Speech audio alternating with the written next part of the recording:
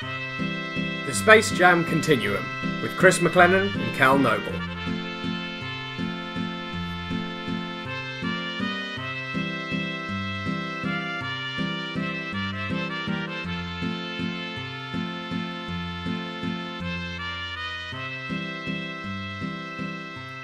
Hello and welcome back to the Space Jam Continuum. I'm Chris McLennan. I'm Carl Noble. And this is the podcast where we try and make some sense of the wacky world that is the Looney Tunes.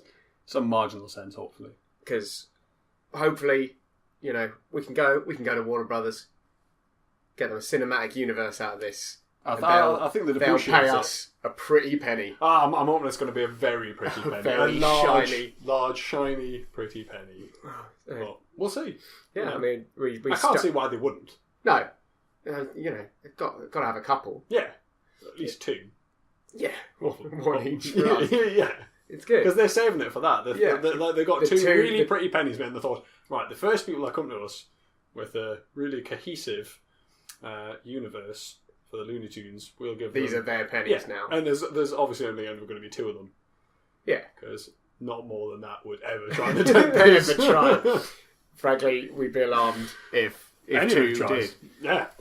So, we started to come up with a fairly vivid picture of the political situation in got a good solid idea the of Toon world in 1937. Yeah. We're still in 1937. And we're about to watch the debut of Petunia Pig. Yeah, that's going to be fun and interesting. New character for us to look at. New character. I mean, I don't think it's going to shake much up. It's another pig. Yeah, exactly. Although we haven't seen a lot of that. Well, we've seen Porky. We haven't. I don't think we've seen any other pigs other than Porky. Porky's the only other sentient pig we've seen. Well, so it'll be interesting to see. Maybe it will. Maybe we'll get to see her turn sentient. Maybe this is it. Maybe this is. Let's find out. In the case of the stuttering pig. Let's. 1937.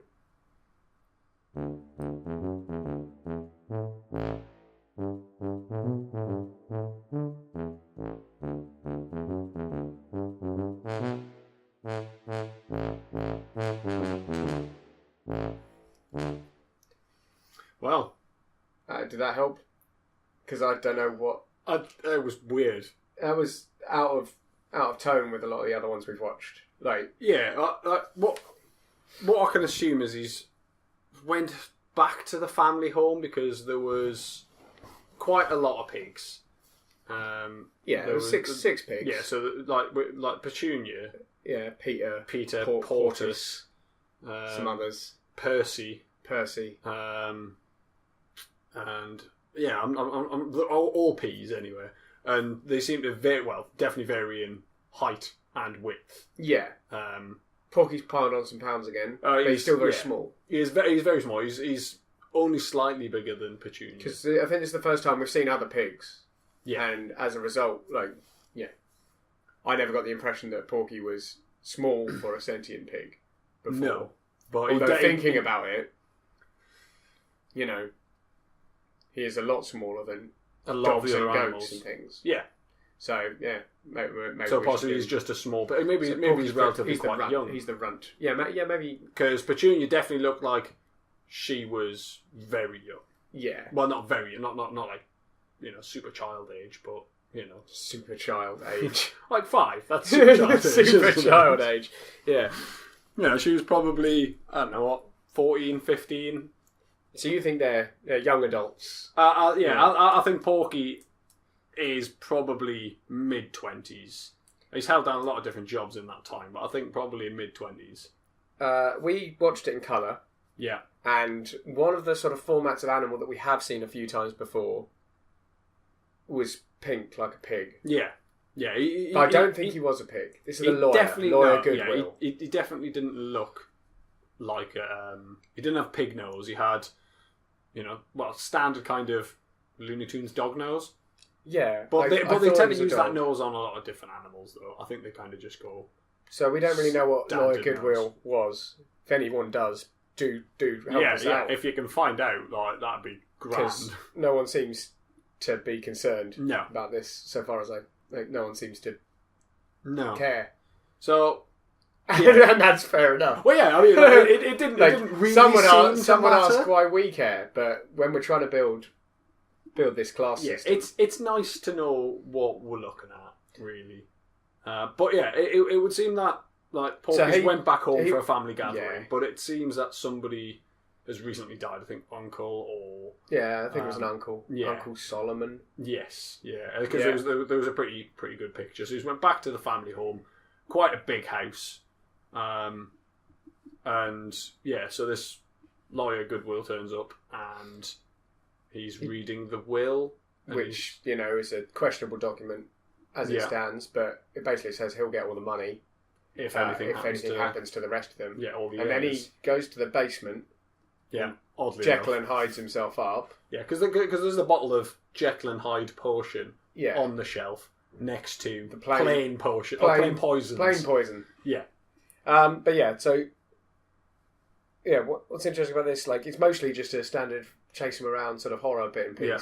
But what's interesting here is he's thwarted in the end by an audience member who breaks the fourth wall. Yeah. So Lawyer Goodwill turns to the camera. A couple of times starts insulting the audience, and particularly a cream puff in the third row. Yeah. His words. He's a big softie. Yeah. Calls him a cream puff. Yeah. And that audience member gets irate. Yeah, but we don't hear that audience member get irate until the end, where it just happens. Yeah, where Lawyer Goodwill gets knocked on his arse, and then everyone's like, "Who did that?" And the voice out of nowhere goes, "It's me, the guy from the third row."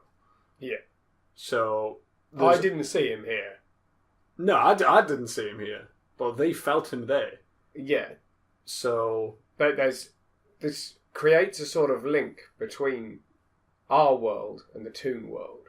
Yes. So I'm presuming that voice was heard through whatever portal joins those worlds, but it happened in 1937. Yeah, which is why, obviously we haven't witnessed a man get up and punch the telly, traverse by whatever means the link between our world and the Toon world. Yeah.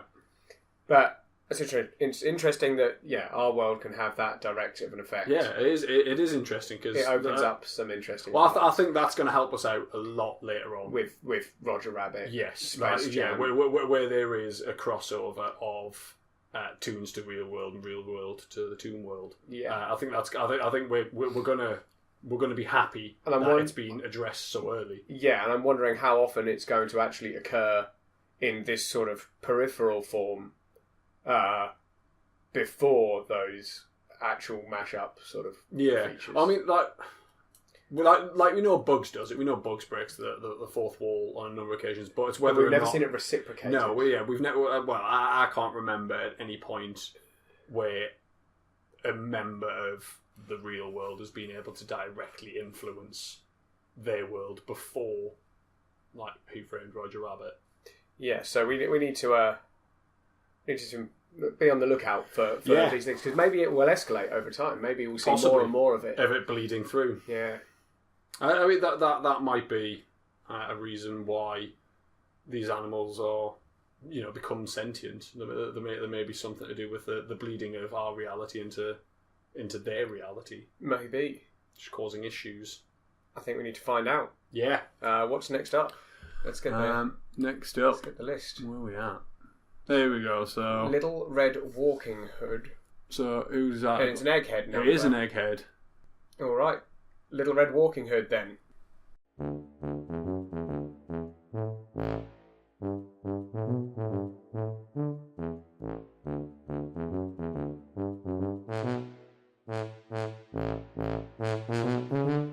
Well, that was the oddest one in a while. Oh God. I didn't enjoy that. No, it was like.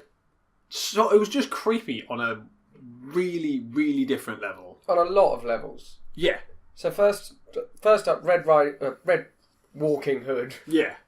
Is terrifying. Oh, she is horrendous. Like she's like you thought she was a little girl at the start. Yeah. And then she's clearly like a grown woman, but just really small. Tiny, huge eyes though. But then I thought, okay, so that's fine, because Egghead, he's popping up quite a lot. Yeah. And he's about the same size. Maybe that's just Maybe they're just a standard height for... But Grandma, in this little red walking hood tail, normal human size. Yeah. But, yeah, it was very strange. The wolf started, like, trying to pick up Red Riding Hood, like... Yeah, so he was curb crawling. Yeah. Not hitting anything. Wasn't paying attention to the road at all. But, I mean, there didn't seem to be much going on. It's a very quiet street. He got hit by a signal, like a traffic signal. Yeah, but he didn't hit, like, any other cars or... the only other person we saw other than him curb crawling and Red Walking Hood was Egghead. He was the only one who was out and about in the street. Yeah. And he crosses the road at one point and then pops up out of a mailbox to point the shortcut to Grandma's house for the wolf. Yeah.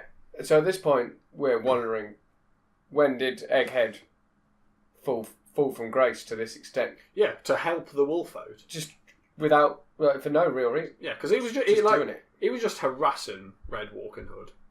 He was being, calling her babe quite a lot. Basically, just trying to get her in the car. Yeah, it was weird. It was creepy. She was creepy to look at. Yeah, he was acting creepy. Egghead, at this point, has done nothing but whistle. Yeah, and point the way to Grandma's house. Signs. They go to Grandma's house. Yeah. Then the wolf's chasing Grandma around.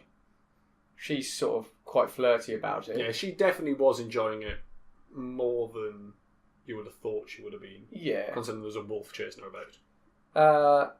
Yeah, very odd. But then we had some fourth wall breaking from Grandma. Yeah. Yeah, she answered the phone, and then later, when the wolf's doing the whole Red Riding Hood bit, and he's dressed as a grandma, he's in the bed. Yeah, but she gave up her clothes as well. Yeah, she gave. Oh yeah, he just asked for the clothes. He just Red Riding Hood knocked on the door. Him and Grandma were in the closet, and he just went, "Come on, give us the stuff," and she just hands it straight over. She hands a nightgown over, glasses. So she clearly finds Red Walking Hood as terrifying as we did, because she doesn't want to see her either. Yeah, and she's quite happy to, knowing the wolf is probably going to be eating her. She seems quite pleased with that. Yeah, it's very strange. But at the end, when he's... Well, first he leaps out, as you do, oh, what big teeth you have. Yeah. All the better to eat you with. Up until this point, he wasn't trying to eat her. Nope, he was just trying to get her on a date. So he gets up, they pause in the action, and we see... two audience members. Yeah, like the silhouette of them, like they're squeezing through the crowd. And they pause and go, let's wait for these two people to sit down. And we saw them this time. Yeah. We didn't see the cream puff from row 3. No, we didn't. But now we've seen humans as we know them. Yeah.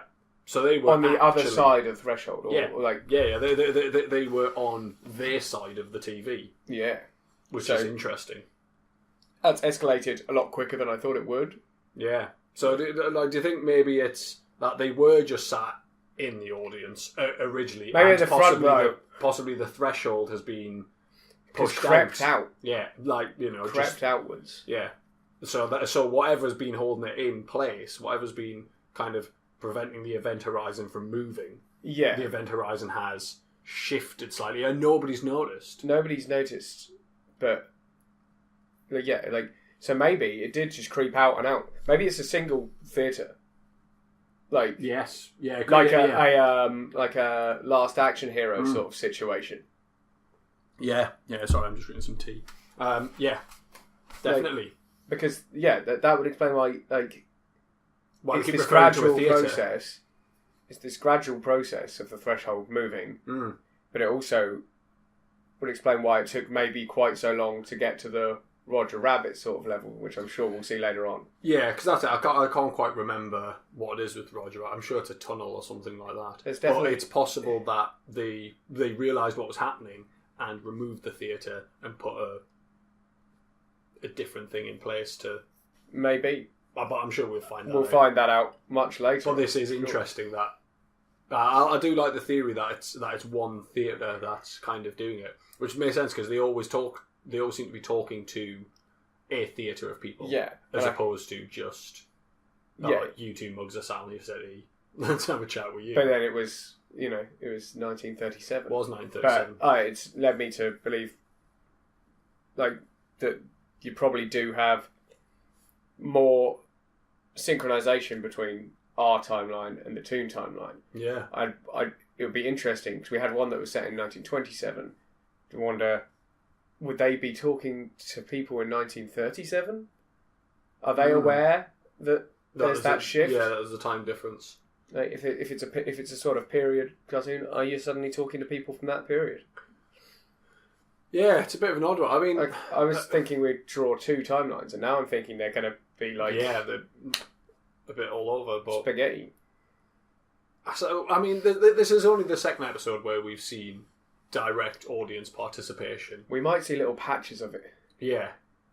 So increasing frequency up until the last episode, it wasn't really an issue, was it? But now, no, I haven't seen it at all. Really, no. There's been no. I don't think any breaking of the There's been a couple of like turn of the camera, but like not specifically two people. No, like to like you there. Yeah, actually addressing like they've noticed.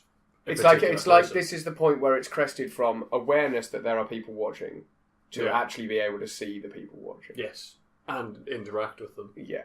So we'll see how that goes. Next up, it's another Petunia Pig number, I believe. Yeah, Porky's Double Trouble. And was that November 13th? All right, let's see what we got. Excellent.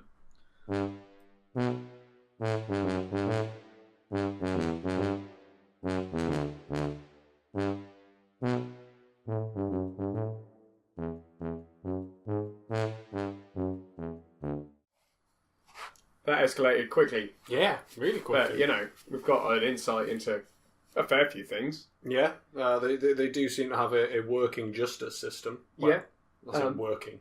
Yeah, not great, but due to previous questions raised by that murdering dog in Porky's building. Yeah. So no one seemed to care then, but murder is a thing. Yeah. This pig, he's in for he's murder. He's called Killer. He's the killer. Yeah, they seem like his gang of one monkey and three dogs refer to him as Killer. That's his name. But so he's in prison. Well, he's just got out of prison. Not got out. Escaped from Alcaraz prison. Alcaraz. He has just escaped. A hail of gunfire. Yeah, interesting. So the murder is a thing. Yeah, but finding out where that line is, I think it's going to be difficult. Yeah, because that's it. Do you think that the dog, when he blew up those people, just went, "Oh, it was an accident"? Maybe he was just good in court. Maybe he just had good legal help. Yeah, potentially.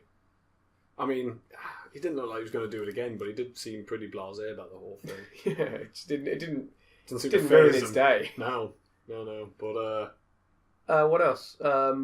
Petunia Pig is not. Well, firstly, we're worried. We weren't sure. We thought she was his family before. Yeah, because I think she was clearly a love interest as well at the time. So I'm wondering if she was there as at the will reading as his girlfriend. But in this, he seems tentative to talk to her, to go out with her. Yeah. So it seems odd that you would go, "Oh, I'm going to take this lass who I don't know along to like a wake." Potentially. But in this, they work together at the bank and she's coming on to him. Yeah. So a new job for Porky. Yeah. Front page news. Yeah. Next to Killer. Yeah. Escapes from Alcaraz prison. Porky Pig promoted to bank teller. Yeah. Apparently that's what makes it. I think the newspaper was just entitled News was the name of the newspaper. Seems a bit, Yeah, but single-minded. But yeah. So that was clearly a big deal for everyone. Either that or nothing happened that day. Other than... Guy escaped from prison. Yeah. And then... Literally nothing else. Porky Pig. Yeah. Porky Pig. Bank teller. Yeah. At the worst national bank. Yeah. What else have we seen? Porky got a bit fighty, bit action hero-y. He was great. He used a chandelier, swings, takes out three, four guys. Yeah. And then... Gets in a pretty solid fist fight with the killer. Yeah, does really quite well out of it. And then the police turn up, and then there's the whole thing of, who's the killer looks the just killer like kidnaps Porky. at some point. Oh and yes, then, that definitely happens because the killer happens to look exactly like Porky, except he's got a real good 5 o'clock shadow. Nobody could tell the difference. No, because people were going, "Can you put this in the safe for me, please, Porky? Can you put this into the safe for me, please, Porky?" And obviously, Killer was just pocketing it as he was pretending to be Porky at the bank. But what else did we see? We saw another. Well, what is possibly another barrier between dimensions when you see his reflection, sort of mock him in the mirror. But that could be another case of just inanimate objects being dickheads, which we've seen before. Yes, many times. The house, the moon, the moon. The windows seem to be dickheads. Yeah, the pretty flappy routinely. bits on windows. Yeah, blinds. That sort so of thing. that could have been just the mirror being a dickhead. We haven't really got to the bottom of. No, it didn't seem to kind of like really point out that there was a separate dimension. It was just his reflection didn't quite do what it should have done, and he punched it and gave it a black eye. Yeah, we're pretty sure all those animals that we're not sure what they are dogs now. We're pretty sure about that. It seems the world is largely populated with dogs. But we saw some extra things. We saw some birds and foxes. Yeah, and a Scotty dog. A Scotty dog in a kilt. In a kilt. So dog nationalities rings true. Are in line with our nationalities in our world. Yeah. So that's something we've got going on. Yeah, that's good. It was good. It was good to see. Identified himself really quite quickly with his kilt. Yeah. I don't know if it really answered much else, did it? Not really. It was a good one. Yeah, like definitely an entertaining episode. It felt a lot darker. Yeah, than but I think that's because suddenly there's guns everywhere. Yeah, there's guns, there's killers. Porky's get kidnapped, and Petunia leaves him for a killer in the end. Yeah, she's like, "Oh yeah, I'm picking the killer because he's a better kisser." Yeah, seems short-sighted. Considering he's going to prison. Because he's going to prison. Yeah. Yeah. And potentially for a long time because, well, I mean, I don't know what the sentencing's like, but, he's in there for murder. He's escaped. He's robbed a bank. He's probably killed a few cops with the amount of bullets. Yeah, I mean, it would have been curtains for Porky if the killer's plan had come off. And I mean, I don't know what the sentencing's like. But I think he's probably going to be going away for a while because he was probably supposed to be away for a while anyway. Well, maybe if we see him again, see whether or not he's escaped under a non-escape situation, we might get an insight into what the sentencing is like for potentially for these various crimes. But only if we see him again. It would be good to know just so we've got an idea of what carries heavy sentences in the Looney Tunes universe. Yeah, we'll hopefully get some insight. Mm.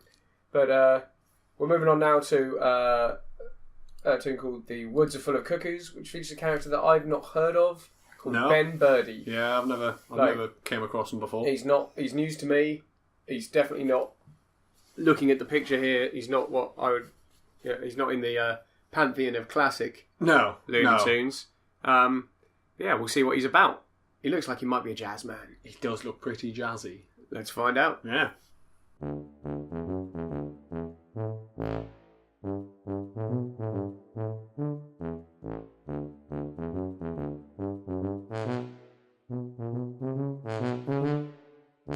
You're putting a face, Cal. Fuck it, I'm out. Oh my god. I don't know what happened there. Well, the only thing I can imagine is that was the first time one of the animators found acid. I don't know what just happened. I don't know what I just watched. It was horrible. Like, what the hell was he? Well, Ben Birdie. I don't know. He wasn't a bird. Because we've seen tons of birds. And they all look like birds. He just had like a... It looked sort of like the moon. Oh, he had a horribly stretched nose. People mouth. Like, a comb over. Like... normal hands and arms, but with like weird red legs. Oh god, he was creepier than Red Riding Hood. He really was. I really don't know about that.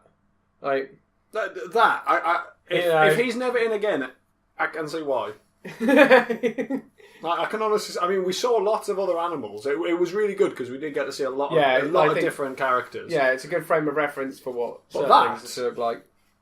That was hard. Well, it was hard work. Yeah, that's the first one I've gone. That was. I think my heart hurts. I haven't got any pains in my left arm yet, but God, blimey, that was. It was like a weird variety review, right? Yeah. But I don't really know why it was happening. I don't know why so many people were presenting it. No, I don't know what. Because there were, I would say, upwards of 50 people with microphones just doing odd bits. Yeah, there wasn't. There's a penguin in a green fedora. Yeah, there was a penguin. But I did like the penguin in the green fedora. He had a song about it. Yeah, I actually quite appreciated that. Like, if it had just been that. Right, 30 for seconds for 10 minutes. For 10 minutes. I probably could have been fine. The fish kook, I enjoyed that because there's a couple of interesting things there. Yeah. One, she's a fish out of water. Permanently sentient fish. Yeah.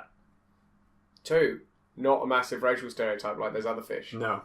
Oh, you watched that in colour, didn't you? I did watch it in colour, and that the first one we watched. Yeah. The Porky and Daffy. Yes, yeah. It was the very first episode we watched. And what was interesting, watching it in colour, was the fish underwater were brown fish, maybe brown trout, and they swam in, got drunk, and then when they exited the water, sentient. Which we sort of suspected from watching the black and white one because they were definitely like kind of blackface stereotypes. Yeah, but they actually changed They colour. coloured them in black.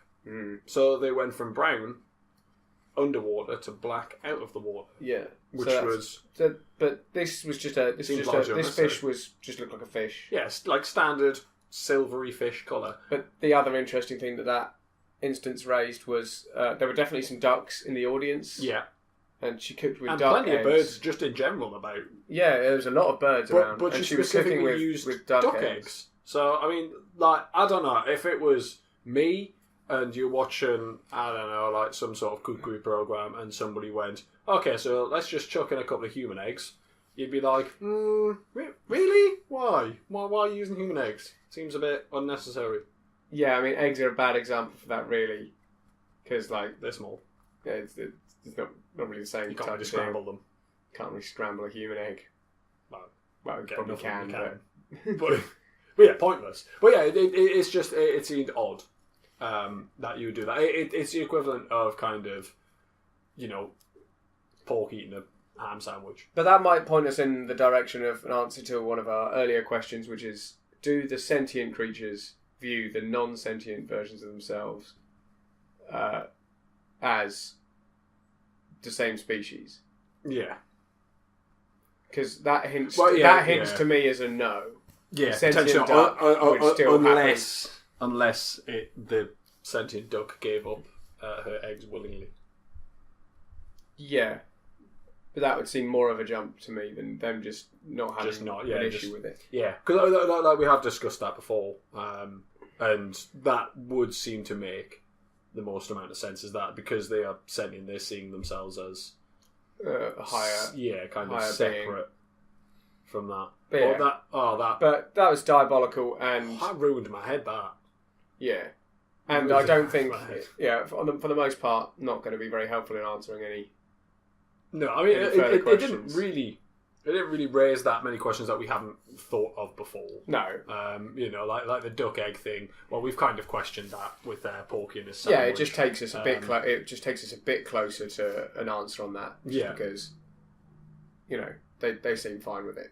Yeah, not even remotely bothered. Yeah, it was so weird. I think we should just move on. Yeah, I didn't enjoy it. No, I think it's probably best. Next one is called Porky's Hero Agency. Yeah. It's the last one we'll do this episode, I think. It sounds like a good plan. Maybe Porky realised he's quite good at hero, maybe. Yeah. Because he did do really well. Did pretty well in the last Porky number. Fisticuffs, big flying swing on the chandelier, it was good. Let's see how he's using those newfound skills. Porky's Hero Agency. Okay.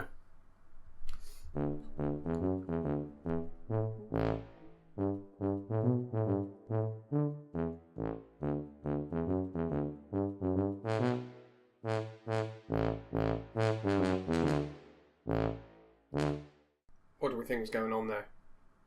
Well, I mean, to be Do honest, we think Porky's moved home? Or do you think it's set before and that was when Porky was a kid? that's it. Like, we weren't actually given a date, and he definitely... It didn't seem like he just moved back home. You think he was a kid? I think this is kind of, harken back to an earlier time in Porky's life. Yeah, I mean, like, the trouble with this episode, I think, is that most of it's a dream sequence. Yeah, so anything that happens in it Yeah. doesn't really matter. What I did find interesting, though, is how many humans were about. Yeah. Like, in Porky's dream, there was a lot of people. Like, the Emperor was a human, and that says a lot about Porky's psyche. If he's, even in his own dream, he's... Everyone was human. Yeah. Except Porky. Except Porky. So that... Maybe it is when he was a lot younger, because, we've already decided that the demarcation probably didn't come in for quite a while. Yeah, and as a kid, He probably would have been used to seeing his a lot dreams of people. would still be in some way based on Yeah. what he's used to. So if he's used to seeing people about, then... He's populated his dream mostly with people. Yeah. Yeah, that would point to it being an episode where he's a kid then. Or sort Yeah. of put that at the start of the timeline for now. Yes, yeah, I think that's probably best. Um, But yeah, I mean, there's not really a lot to talk about in that episode, because like I say, it was mostly a dream sequence. And Yeah. because of that, anything that happens in there doesn't matter doesn't to really mean the... anything. It doesn't affect... it doesn't affect the universe, really. yeah, But... it's an odd one, but yeah, it doesn't affect much. I think we could probably cram one more in. I think we probably could, yeah. We can get Um, Daffy in for the second time. yeah. So it's Daffy Get Duck and Daffy Egghead. back. Going to watch Daffy Duck and Egghead. We're in 1938 now. January 1st.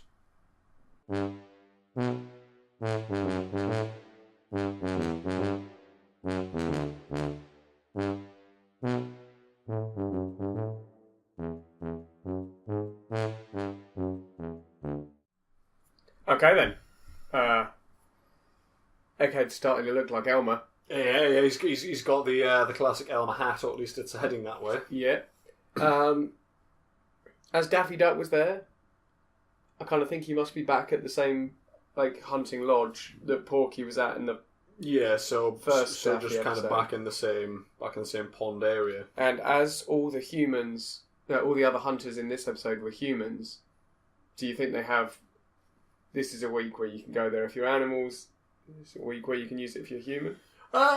Yeah, I mean, I suppose like that would work quite well.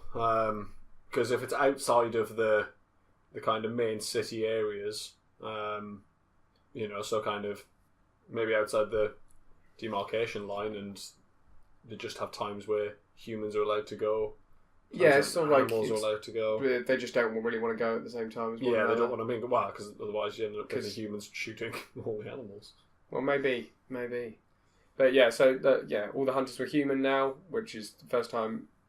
Well, we haven't seen a lot of that going on. No. We haven't seen a large gathering of people like that outside of dreams and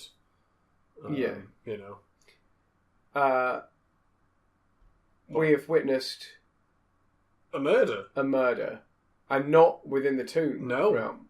No, I mean it Wow. might have happened in the Toon realm, but it It happened must have happened at least in the rift between, Yeah, it happened in the because theatre. we could see him. So See a guy in a there's a theatre. fourth wall break. Guy in the silhouette again. He goes in. He seems to be annoying Egghead because he's potentially scaring off the duck Yeah. that Egghead's trying to shoot, and Egghead shoots him dead. I mean, he might have got help. How so? What do you mean? Well, You mean he might not be dead? He might. Yeah, he might have just been shot. I don't know. He went. But he definitely went down. He made a big meal of it and then Very went stiff dramatic. and fell over. Yeah. But he shot somebody. He shot one of the audience members, and I didn't see loads of people get up. no, but that one guy must He could somehow have been beyond the Yeah, threshold, beyond the event horizon, yeah. and in the Looney Tuneverse, Got or shot. at least partially in the Looney Tuneverse. I'm struggling with that because no, I'm not struggling with the premise. It makes sense to me, but I'm just struggling with the fact that Egghead's quite willing to just shoot a person. Yeah, I mean, they clearly don't hold well. Firstly, words clearly got around. Yeah. That this sort of mingling of our world and theirs has begun to occur. Yeah. Because he wasn't alarmed by it. He was just like, shush, sit down, there's a duck. Shush, sit down, there's a duck. And then, bang, dead. Yeah. Harrowing. But possibly he's not bothered about that because he does, like with the sentient animals, eating or keeping the non-sentient versions of themselves as pets or eating duck eggs. Maybe the humans in the Looney Tuneverse don't recognise us as the same species, so maybe human is... It doesn't matter, does it? Not to Egghead, it would seem. No. And, because the consequences of somebody being shot in the Looney Tuneverse is very different to the consequences of a person being shot in this universe. So maybe he wasn't fully aware of actually what he was doing. Yeah, maybe he does. Yeah, maybe he just doesn't know. He just doesn't know that's a final thing. The tunes take some killing. Oh God, yeah. No, not the just. So yeah, but it's interesting. Like I think this, probably would stand as a reasonably pivotal event in the melding of those two worlds. Yeah, I should think so. A melding that I didn't expect to be dealing with until Roger Rabbit. Yeah, I wasn't expecting. It's like 1938, and we're already having to put up with that bleed in. Yeah, it's a challenge. We'll have to see how it unfolds. Interesting. Otherwise, this episode was mostly, par for the course. Yeah, it was pretty standard. It was pretty much like an Elmer Fudd episode. Yeah, except it wasn't Bugs. No, he's not there yet. No, not yet. Daffy Duck. The physics of the place still comes into question though, because at one point he's looking for Daffy, and he lifts up a section of the lake like it's a carpet to look under it. That's true. He literally just bends down, grabs it, lifts it up like he's looking under a rug. Yeah, and lo and behold, Daffy is under there. And tweaks his nose and does one. Naffs off. The other thing that you were struggling with that I didn't notice at the time is so he's having a little sing-song by the side of the lake. Yeah, his reflection is there doing it. And then at the end, his reflection sort of pops up out the lake like it's an actual duck. Yeah. Shakes it by the hand. And then they both You were struggling with that. And they both jump in the water. But then at the end, there was a second duck. There was a second, and it was exactly the same, and he was as Daffy as Daffy. Yeah. But what this calls into question is why Daffy doesn't have a reflection. No. Well, I mean, he didn't have a reflection at any point when he sat on the water either. And I did think when he had a reflection, I thought, that's kind of odd. He's got a reflection now, but he doesn't have one when he's sat ducking about on the water. But you just think that's not a thing that happens. There's not a lot of reflections going on. I think other than in a mirror, something there is no. And as we all know, that's a sort of sentient inanimate object. Yeah, it has the ability to kind of cast a mirror image that it can do what it wants. That mirror image does do that. Yeah, which calls into question its use. But if it can just do it, it's more like a telly. Yeah, it just takes a picture of it and just goes, right, I'm going to move it about. Okay, because I was on the working theory after that of vampire, but you bring up that, it's a reasonable point. We haven't seen a lot of reflections anyway. No. I mean, he could be a vampire, but then it's like, but he's out in daylight and, he doesn't actively seem to be going round drinking blood. Just passively. Yeah. Passively just absorbing blood from those around him. But I mean, we might see that happen. We might. We never know. We'll see. But yeah, so there was... And also questions like Daffy Duck, previously we presumed he was called Daffy Duck because he was Daffy compared to the other ducks. Yeah. But then both of these ducks were pretty... Then his mate turned up. Yeah. But, it's whether or not you've got like a sort of like Evil Dead Army of Darkness thing going on, where his reflection just came to life. Yeah. And came out and was then as Daffy because it was just his reflection became real. Maybe. And that's a new situation. Yeah, which might explain why Killer's reflection managed to get a black eye. And why... he saw his reflection. And he was able to... And he smashed the mirror. So maybe Killer was aware that if he left it any longer with this sentient different reflection, potentially that one would jump out. And that's the thing. It doesn't necessarily have to be an alternate universe. It could just be that mirrors have the ability, or reflections have the ability to come to life. Yeah, and step out given the right circumstances. Like they have their own sort of sentience threshold. Yeah, jump to sentience, or. But it's just they suddenly gain the ability to disobey what they're a reflection of, and if that's allowed to stand for more than a few seconds, then we could be living in a world where there's two Daffys, which is early to put two Daffys in. It's very early. I suppose these mirror image life forms could have a half-life of some description, so they may not last as long. Maybe. They're only they wind up. They sort of out phase with you, and after a while, they just wind up in sync with you again. Or as soon as they walk past a mirror, they just get absorbed back into the mirror world. I can see that. We'll see how it pans out. Yeah, it'll be interesting. I think that's probably wraps good enough up. Place to end it with a murder across the threshold. God, yeah. Interesting. And that'll be a nice title. Murder across the threshold. Murder across the threshold. Let's roll with that. Yeah. We'll be back next week to. Yeah, we will. To continue this adventure. It looks like we've got some more Daffy and Porky stuff coming up next time. We must be nearing the point of bugs. But yeah, we'll see. We will. Excellent. All right. See you all next week. Yeah. Thank you very much.